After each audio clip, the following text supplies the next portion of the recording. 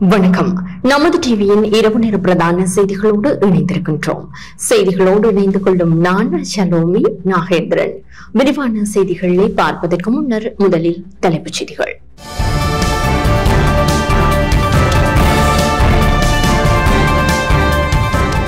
செம்மணி மனித புதைகுழிக்கு நீதி கோரி யாழில் இன்று போராட்டம்.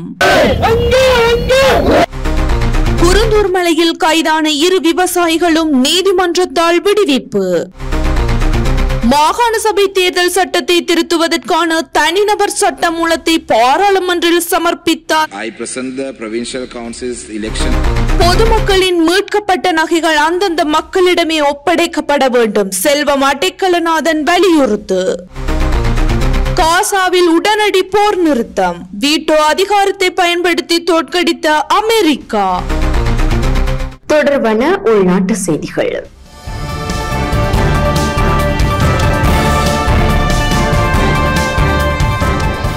யாழ்ப்பாணம் செம்மணி மனித புதைகுழிக்கு நீதி கோரி இன்று போராட்டம் ஒன்று முன்னெடுக்கப்பட்டது. செம்மணி மனித புதைகுழிக்கு நீதி கோரி இன்றைய தினம் கவனஈர்ப்பு போராட்டம் ஒன்று முன்னெடுக்கப்பட்டது. வடக்கு கிழக்கு வலிந்து காணாமல் ஆக்கப்பட்டோரது உறவுகளால் செம்மணி சந்தியில் இந்த போராட்டம் முன்னெடுக்கப்பட்டது. பல்வேறு பதாதைகளை தாங்கியவாறும் கோஷங்களை எழுப்பியவாறும் போராட்டத்தில் ஈடுபட்டனர். செம்மணி புதைகுழிக்கு நீதி வேண்டும், மறைக்காதே மறைக்காதே புதைகுழிகளை மறைக்காதே, எங்கே உறவுகள் எங்கே, இனப்படுகொலைக்கு சர்வதேச விசாரணை வேண்டும் என கோஷமிட்டவாறு போராட்டத்தில் ஈடுபட்டனர்.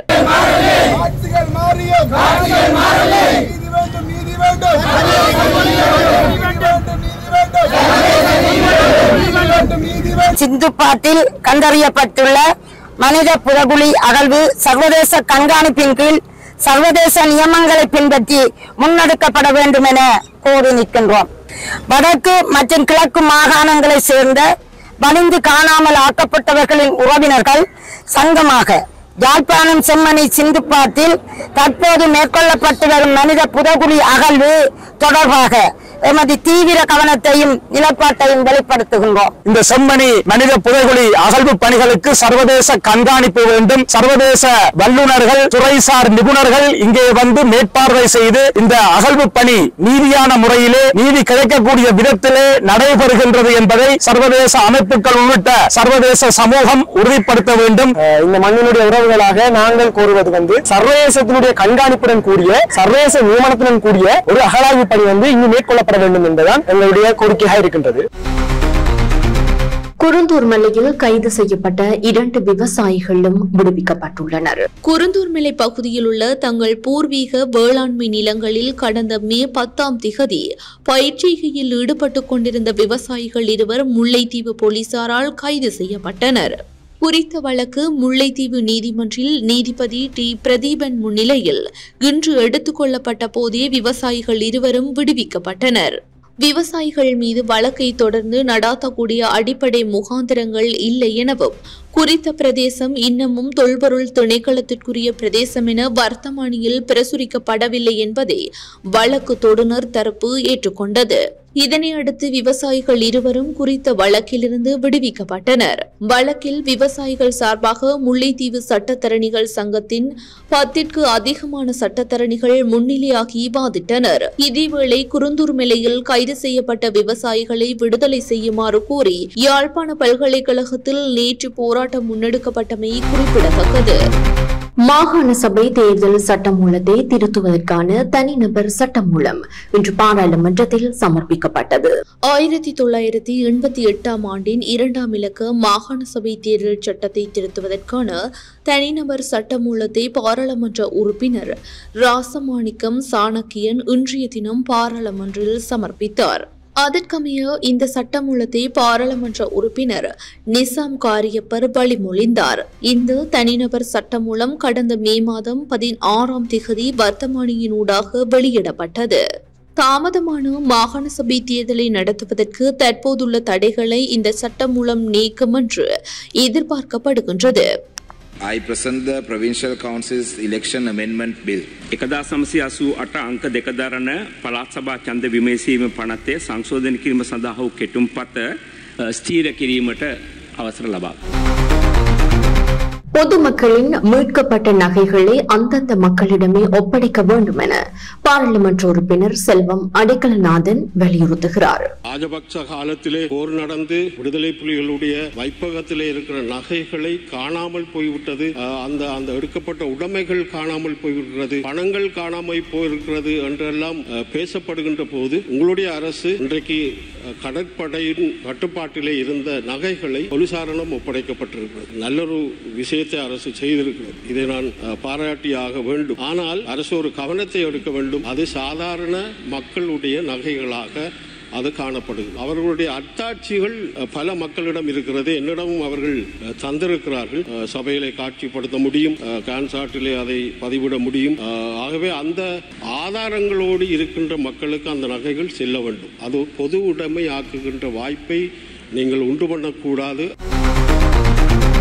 சுற்றாடலை மீட்டெடுத்து வருங்கால சந்ததியினருக்கு வழங்குவதே தமது பொறுப்பு என ஜனாதிபதி தெரிவிக்கின்றார். அரசு ஊழியர்கள் பழைய பழக்க வழக்கங்களை கைவிட்டு புதிய பழக்க வழக்கங்களை தழுவ வேண்டிய நேரம் வந்துவிட்டதாகவும், அவ்வாறு மாறாவிட்டால் தனது அரசாங்கம் மாற்றங்களை செய்ய தயாராக இருப்பதாகவும் ஜனாதிபதி அனுரகுமார திசாநாயக்க தெரிவித்துள்ளார். இன்று கேகாலையில் நடைபெற்ற உலக சுற்றாடல் தின நிகழ்வில் பங்கேற்ற போதே அவர் இதனை தெரிவித்துள்ளார்.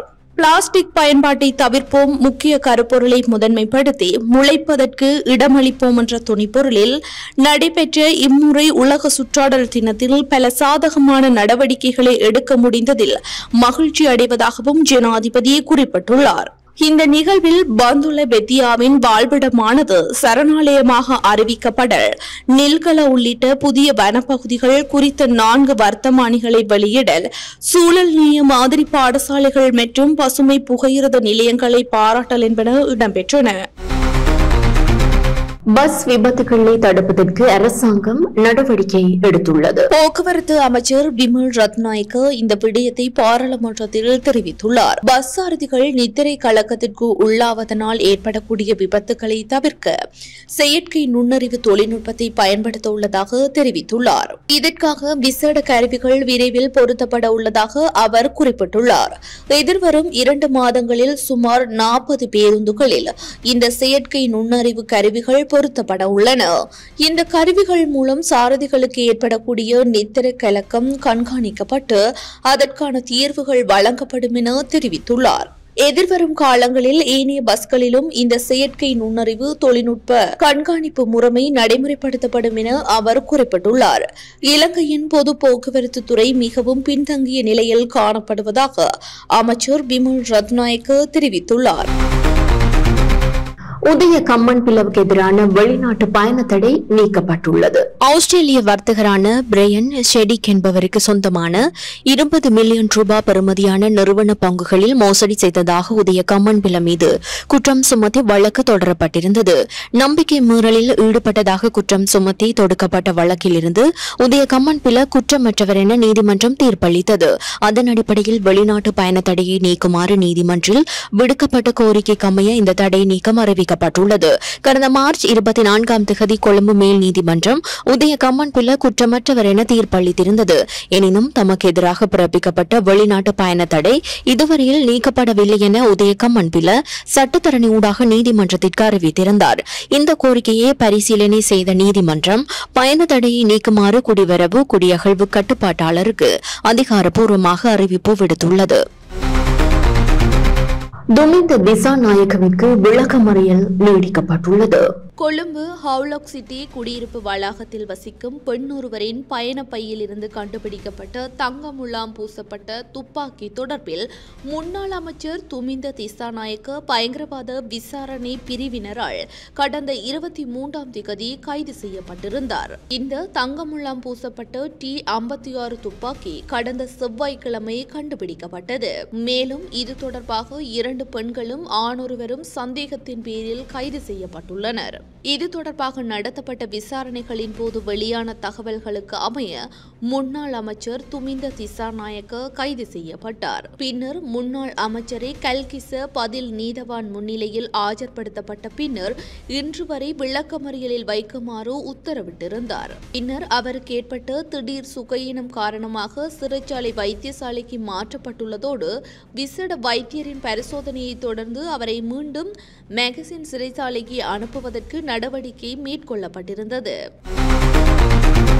திருகோணமலையில் துப்பாக்கிச் சூட்டில் காயமடைந்த மீனவரை பாராளுமன்ற உறுப்பினர் இம்ரான் மஹ்ரூப் இன்று நேரில் சென்று பார்வையிட்டார். துப்பாக்கி சூட்டில் காயமடைந்து திருகோணமலை பொது வைத்தியசாலையில் சிகிச்சை பெற்று வரும் மீனவரை பாராளுமன்ற உறுப்பினர் இம்ரான் மஹ்ரூப் இன்றைய தினம் நேரில் சென்று பார்வையிட்டார். கடந்த செவ்வாய்க்கிழமை திருக்கடலூர் பகுதியில் இருந்து வாழைச்சேனி கடற்பகுதியில் சுமார் 40 கிலோமீட்டர் கடல் மைல் தொலைவில் மீன்பிடியில் ஈடுபட்டுக் கொண்டிருந்த போது தாக்குதலுக்குள்ளான குச்சவெளி பிரதேச மீனவர் கடந்த 3 தினங்களாக சிகிச்சை பெற்று வருகின்றார். இந்த நிலையிலேயே இன்றைய தினம் பாராளுமன்ற உறுப்பினர் நேரில் சென்று தாக்குதலுக்கு உள்ளானவரின் நலன் குறித்து விசாரித்து அறிந்து கொண்டார்.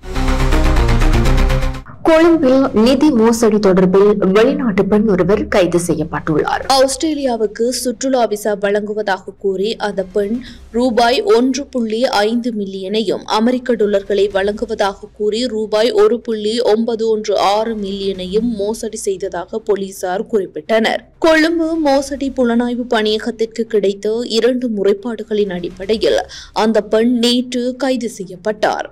கைதின் பின்னர் கோட்டை நீதிவான் நீதிமன்றம் அந்த பெண் முன்னிலைப்படுத்தப்பட்ட போது நீதிவான் ஜூன் 11 வரை அவரை காவலில் வைக்க உத்தரவிட்டார். இது தொடர்பான மேலதிக விசாரணைகளை கொழும்பு மோசடி புலனாய்வு பணியகம் மேற்கொண்டு வருகிறது. தொடர்வது சர்வதேச செய்தி.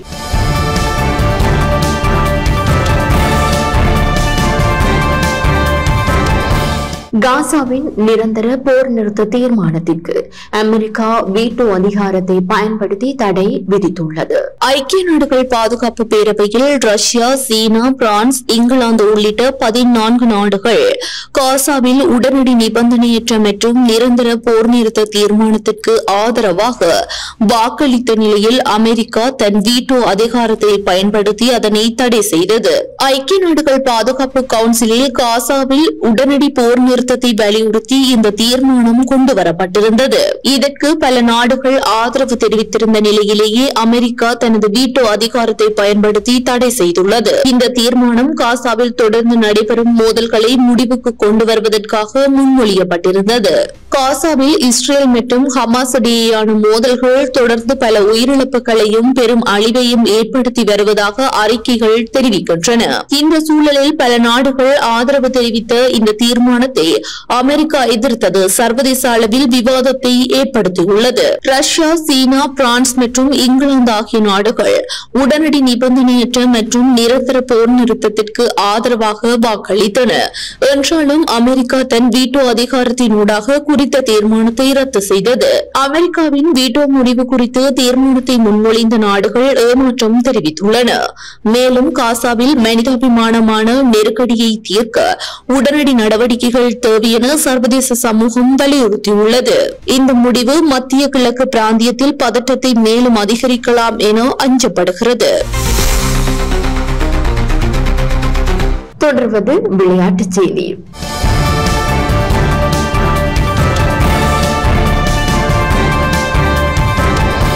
கூட்ட நெரிசலில் சிக்கி உயிரிழந்தவர்களின் குடும்பங்களுக்கு நிதி உதவியை RCB அறிவித்துள்ளது. இந்த துயர சம்பவம் குறித்து ஆழ்ந்த கவலையையும் இரங்கலையும் தெரிவித்துக் கொள்வதாக KSCA தலைமை நிதி அதிகாரி சிவாஜி லோகரே அறிக்கையொன்றில் தெரிவித்துள்ளார். இதேவேளை இந்தியன் பிரீமியர் லீக் கிரிக்கெட் தொடரின் இறுதிப் போட்டியின் பின்னர் இடம்பெற்ற கொண்டாட்டங்களின் போது ஏற்பட்ட சன நெரிசலில் சிக்கி உயிரிழந்தவர்கள் தொடர்பான தகவல்கள் வெளியாகியுள்ளன.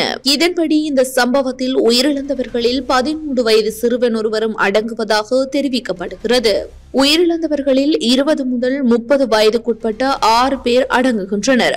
18 ஆண்டுகளுக்கு பின்னர் ராயல் சேலஞ்சர்ஸ் பெங்களூரு அணி இந்தியன் பிரீமியர் லீக் கிண்ணத்தை வெற்றி கொண்டதை அடுத்து பெங்களூரு சின்னசுவாமி மைதானத்தில் நேற்று வெற்றி கொண்டாட்டம் நடைபெற்றுள்ளது.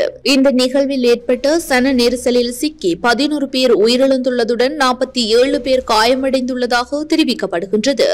அவசர ஏற்பாடுகள், போதுமான திட்டமிடலின்மை உள்ளிட்ட காரணிகளால் இந்த சம்பவம் இடம்பெற்றதாக இந்திய ஊடகங்கள் தெரிவிக்கின்றன.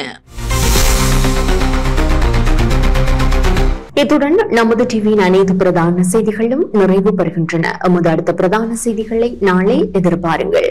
மேலதிக செய்திகளை அறிந்து கொள்ள நமது LK.com எனும் நமது இணையதளத்திற்குள் பிரவேசியுங்கள். அத்துடன் நமது டிவி எனும் யூடியூப் தளத்தினையும் சப்ஸ்கிரைப் செய்யுங்கள். வணக்கம்.